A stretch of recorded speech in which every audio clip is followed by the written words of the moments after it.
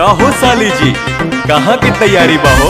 रहो न जीजा, मैंने तैयार ना होकी। ओहो बुझ गई नी, मनबू ना सो। हाँ जी।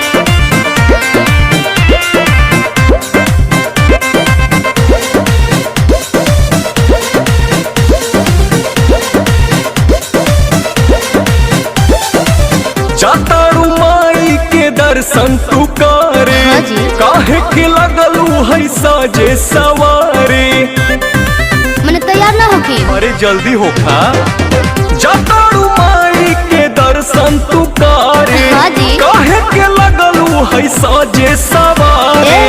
रील बनी मंदिर के गेट पर जीजा। अच्छा। वीडियो बना के डालब नेट पर जीजा। ओके। बुलेट पर जीजा। का? बुलेट पर जीजा। बोला। ले चले घुमावे बुलेट पर जीजा। जरूर हो। बुलेट पर जीजा। बुलेट पर जीजा। ले चले घुमावे बुलेट पर जीजा। बुझनी? हम सब बुझतानी।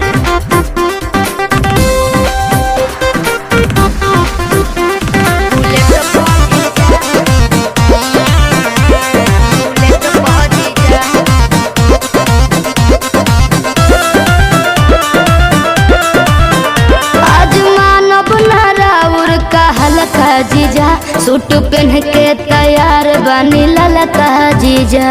अच्छा ठीक बा। ए जीजा जी सुना, जौन कहबू खाए के साली उ घर ही लिया दे हबो। अरे ना जी। डेरी मिल्क कहा चॉकलेट दू पैकेट खिया दे हबो। मानम ना हम चॉकलेट पा जीजा। अरे चाउमीन चाट के प्लेट पा जीजा। बुलेट पा जीजा। का? बुलेट पा जीजा। बोला। ले चले घुमावे बुलेट पा जीजा। आहो। बुलेट पा जीजा। का? बुलेट पा जीजा।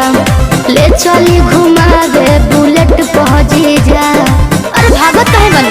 तोहरी कहाँ भागतानी।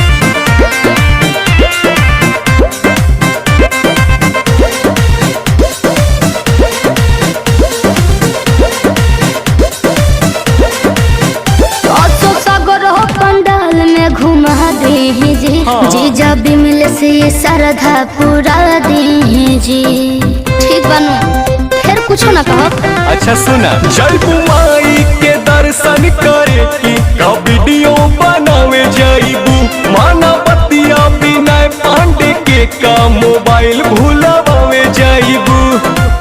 आई है नेटार गेट पहुंची जा। अरे ना हो। चली पंडाल वाला सेट पहुंची जा। हाँ। बुलेट पहुंची जा। का? बुलेट पहुंची जा। बोला। ले चली घुमावे बुलेट पहुंची जा। ठीक बा। बुलेट पहुंची जा। बुलेट पहुंची जा।